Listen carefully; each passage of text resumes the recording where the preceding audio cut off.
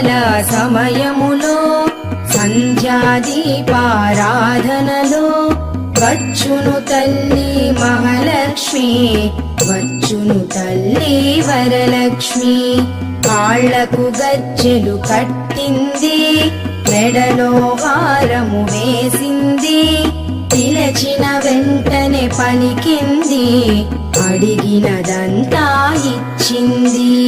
సాయంకాల సమయములో సంధ్యాదీపారాధనలో వచ్చును తల్లి మహాలక్ష్మి, వచ్చును తల్లి వరలక్ష్మి.